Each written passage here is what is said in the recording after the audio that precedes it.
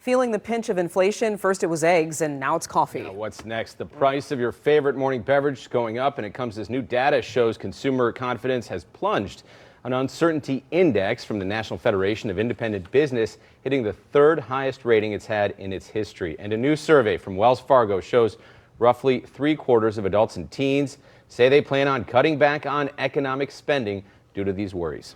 7 News Detroit reporter Sarah Michaels speaking with an economist who says an extreme drought in Brazil this past fall forced coffee prices to skyrocket 25% this year.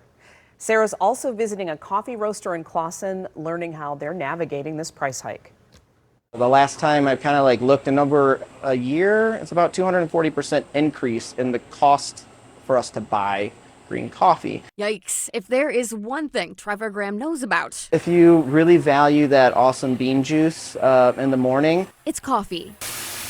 The owner of Sabbath Coffee Roasters in Clawson tells me the cost of coffee has been rising for years, but it has gone up dramatically in the last few months. 25% in the first 2 months of 2025 alone. we spent a week trying to figure out where people wouldn't feel this huge impact, but we were also able to cover all of our costs. The black coffee drinker or the espresso drinker definitely kind of noticed that quarter to 50-cent increase. Now, how much is this going to cost you at the grocery store? According to the January Consumer Price Index, coffee at the grocery store is up more than 3% from last year, and instant coffee is up more than 7%. Should consumers expect the price of coffee to continue to rise this year? It doesn't look like there's going to be any relief anytime soon. Why? Kevin Kettles is an associate professor of global supply chain management. He tells me these prices are the result of a smaller crop of coffee beans in Brazil and Colombia.